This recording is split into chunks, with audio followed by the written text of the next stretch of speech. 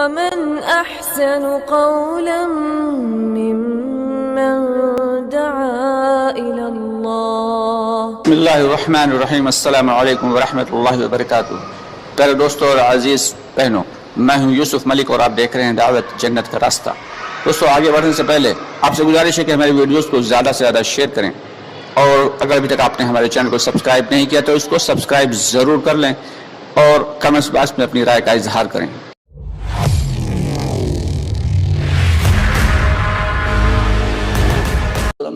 سے حضور اللہ رب العالمین نے خود فرمایا باقاعدہ کہ ہم نے آپ کو نرم خو بنایا، نرم طبیعت بنایا. اگر ہم آپ کو سخت طبیعت بنا دیتے تو یہ آپ کے ساتھی آپ کو چھوڑ کے چلے گئے. تو اس لیے ذمہ دار کی یہ ذمہ داری بھی ہے کہ وہ اپنے آپ کو نرمی والا بنائے. دعوت کا خاصہ یہ ہے کہ جتنا جیسے کسی پیڑ میں جب پھل لگتے ہیں تو پیڑ کی وہ شاخ جو ہے وہ جھکنے لگتی ہے، جس میں پھل ہوتے ہیں وہ شاخ جھکنے لگتی ہے. تو ایسے ہی دعوت کے ساتھی کو ہونا چاہیے. ہاں، جہاں پہ اصول و آداب کی بات آ جائے اور سامنے سب پرانے ساتھی بیٹھے ہوں، وہ ساتھی جو بالکل اوپر، ان کے سامنے اصول و آداب چلیں گے. اصول و آداب کا مطلب یہ ہوتا ہے کہ موقع کے اعتبار سے، حکمت کے اعتبار سے کام کرنا ہے. اگر پرانے ہیں تو ان پہ اصول و آداب فٹ کرنا ہے. اصول آداب نہ ٹوٹے، اصول نہ ٹوٹے، بھلے ساتھی روٹھ جائے. بہت دھیان سے سننے والی بات ہے، ساتھی ٹوٹ جائے نہیں ہے. یہاں پہ جو اکابر کہہ رہے ہیں ساتھی بھلے روٹھ جائے لیکن اصول نہ ٹوٹے. جہاں نئے ساتھی ہیں وہاں پہ اصول ٹوٹ رہا ہے تو ٹوٹ جائے، ساتھی نہ ٹوٹے. تو اس لیے ہم سب کی ذمہ داری یہ ہے کہ دعوت کو پہلے سمجھیں، سیکھیں، پھر کریں. اسی طریقے سے حضرت موسیٰ علیہ السلام سے اللہ رب العالمین نے یہ کام تو اتنا اونچا ہے کہ ہم لوگ تو مطلب دعوت کی دال سے بھی ابھی واقف نہیں ہیں.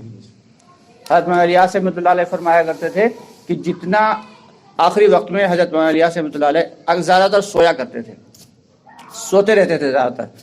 اور انہوں نے کہہ رکھا تھا اپنے خادموں سے کہ مجھے جب میں سو رہا ہوں تو مجھے اٹھایا مت کرو، کیونکہ اس وقت جو ہے اللہ تعالیٰ میرے اوپر دعوت کے جو ہے کام کو کھول رہے ہوتے ہیں. تو زیادہ تر حضرت مولانا الیاس رحمۃ اللہ آخری وقت میں سوتے تھے، نیند زیادہ لیتے تھے.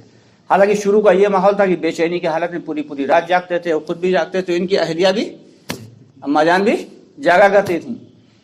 لیکن بعد میں پھر سوتے تھے تو اللہ تعالیٰ کھولتے تھے ان کے اوپر جو ہے اسرار و رموز کھولتے تھے دعوت کے. تو اللہ تعالیٰ نے یہ کام تو خود انبیاء علیہ الصلوۃ والسلام کو سکھایا. حضرت موسیٰ علیہ السلام سے کہا کہ موسیٰ جاؤ، اور قرآن پاک میں باقاعدہ اللہ تعالیٰ نے فرمایا، حضرت مولانا تشریف فرمائے جانتے ہیں کہ اللہ تعالیٰ نے کہا جاؤ اور فرعون کو دعوت دو. تو موسیٰ علیہ السلام کی زبان میں لکنت تھی. اب لکنت کیوں تھی؟ وہ بچپن کی بات تھی جب وہ ایک بڑا قصہ ہے کہ جو ہے انگارہ اٹھا کے رکھ لیا تھا فرعون نے. کہا تھا یہ وہی لڑکا تو نہیں ہے جو ہماری حکومت کو ختم کرے گا، جس کے بارے میں نجوم نے کہا. تو وہ چونکہ دنیا جو ہے وہ اسباب کے تحت چلتی ہے، تو وہ جو انگارہ اٹھا کے منہ میں رکھ لیا تھا، جس کی وجہ سے زبان جل گئی تھی. تو موسیٰ علیہ السلام کی زبان میں لکنت تھی. تو موسیٰ علیہ السلام نے کہا یا رب العالمین، ہم یہ چاہتے ہیں کہ آپ میرے بھائی ہارون کو ہمارا معاون بنا دیجیے، میرا ساتھی بنا دیجیے. تو اللہ تعالیٰ نے یہ نہیں کہا ٹھیک ہے، ہاں ٹھیک ہے لیے جاؤ، یہ نہیں کہا، بلکہ فرمایا کہ ٹھیک ہے ہم اس کو بھی پہلے نبوت دیں گے. حضرت ہارون علیہ السلام جو بھائی تھے ان کے چھوٹے حضرت موسیٰ علیہ السلام کے، ان کو پہلے نبوت عطا فرمائی، یعنی ان کو بھی نبی بنا دیا. اور پھر کہا کہ جاؤ موسیٰ، اب جا کے فرعون کو دعوت دو، اور سنو ذرا نرمی سے دعوت دینا. حالانکہ اللہ تو خوب جانتے ہیں، وہ تو کہتا ہے انا ربکم الاعلی، وہ بلا کیسے ہماری جو ان کی دعوت قبول کرے گا. لیکن سب کچھ جاننے کے باوجود اللہ اتنے رحیم ہیں، اتنے کریم ہیں، کیا فرما رہے ہیں کہ ذرا نرمی سے دعوت دینا، ہو سکتا ہے وہ تمہاری دعوت قبول کر. تو دعوت کی خاصہ یہ ہے دعوت کی محنت کا کہ اس میں اتنے زیادہ اسرار و رموز ہیں اور اتنے زیادہ اصول اور آداب ہیں کہ ابھی تک ہم لوگ جو ہے دعوت کی دال تک نہیں پہنچ پائے. بس یہ کام کر رہے ہیں تو کر رہے ہیں، سیکھ رہے ہیں اور کر رہے ہیں. کہتے ہیں کرتے کرتے مرنا ہے اور مرتے مرتے کرنا ہے. اور ڈرتے ڈرتے کرنا ہے اور کرتے کرتے ڈرنا ہے۔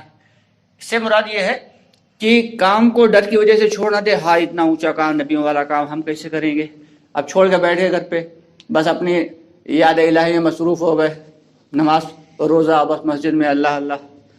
تو یہ نہیں ہے، دعوت کی محنت کرنا بھی ہے، مرضی مطابق کرتے چلے جا رہے ہیں یہ بھی نہیں ہے، کرتے کرتے ڈرنا بھی ہے۔ یعنی دن میں تو خوب دعوت دی جائے اور رات میں اللہ رب العالمین سے استغفار کیا جائے۔ بلکہ فرمایا کرتے تھے حضرت مولانا ریاض رحمۃ اللہ علیہ کہ دعوت کی محنت کرنے والے جو لوگ ہیں ان کو چاہیے کہ وہ تھوڑی دیر بیٹھ کے تزکیہ نفس ضرور کیا کریں۔ یعنی تزکیہ نفس یہ ہے کہ مراقبے کی حالت میں بیٹھ کے باوضو ہو کے قبلہ رو ہو کے اور اللہ کی مخلوقات پہ خوب دھیان دیا جائے، اللہ کی بڑائی کو خوب سوچا جائے کہ اللہ کیسی قدرت والے، کیسی عظمت والے، کیسی رحمت والے، جس نے سورج بنایا، آسمان بنایا، زمین بنائی، سمندر بنائے اور ایسی ایسی چیزیں بنائیں کہ جن کے بارے میں ہم لوگ گمان بھی نہیں کر سکتے، تو وہ خود اللہ تعالیٰ کیسی قدرت والا، کیسی عظمت والا ہو۔ تو یہ جو ہے تزکیہ نفس کرے، کیونکہ جو لوگ دعوت کی محنت کرتے ہیں تو وہ ہر ایک سے ملاقات ہوتی ہے، کبھی شرابی سے بھی ہوئے گی ملاقات، کبھی کبابی سے بھی ہوئے گی، کبھی جواری سے بھی ہوئے گی۔ تو جو شخص کسی سے جا کے ملاقات کرتا ہے تو جیسے ہم ان سے اگر بات کر رہے ہیں تو ہمارے دل پہ ان کے اثرات پڑ رہے ہیں اور ان کے دل پہ ہمارے اثرات پڑیں گے۔ آمنے سامنے جو شخص ہوتا ہے اس کے اثرات، دل جو ہے ایک دوسرے کے اثرات جو ہے قبول کرتا ہے۔ تو اس لیے ہر شخص سے جا کے ملاقات کرنا ہے، الگ الگ لوگوں سے، تو اس لیے تھوڑی دیر بیٹھ کے تزکیہ نفس ضرور کرے تاکہ دل میں جو سیاہی آ گئی ہے وہ سیاہی دھل جائے۔ تو دعوت کا کام تو اتنا اعلیٰ اور ایسا عرفہ ہے کہ ہم لوگ زندگی بھر سیکھتے رہیں پھر بھی دعوت کی دال کو بھی سیکھ نہیں سکتے، کیونکہ جتنی بھی روحوں کو اللہ تعالیٰ نے پیدا فرمایا، حضرت آدم علیہ السلام کی کمر سے نکالی ساری روحیں اور ان ساری روحوں کو پیدا کیا، ان میں جو سب سے افضل روحیں تھیں ان میں سے انبیاء کرام کو منتخب فرمایا۔ اب ظاہر سی بات ہے کہ ساری اچھائیاں ان کے اندر رہی ہوئیں گی، ساری اچھائیاں ان کے اندر رہی ہوئیں گی، یعنی کہ جو ہے وہ دنیاوی اعتبار سے بھی اور اخروی اعتبار سے بھی سارے جو ہے اچھائیاں اور برائیاں تو ان کے اندر ہوتی ہی نہیں، کیونکہ کسی نبی سے کوئی برائی، چھوٹی موٹی گناہ کے علاوہ کوئی بڑا گناہ سرزد نہیں ہوتا۔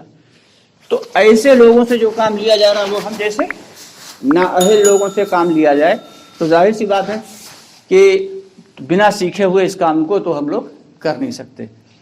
لیکن یہ ہے کہ اصول اور آداب کی جہاں تک ممکن ہو رعایت بھی رکھنا ہے، کہ جیسے بتایا جا رہا ہے ان کی مرکز نظام الدین سے جو باتیں بتائی جاتی ہیں وہ تمام تر باتیں قرآن سے، احادیث سے اور سیرت سے لی گئی ہوتی ہیں، اپنی طرف سے وہاں پہ کوئی بات نہیں چلتی۔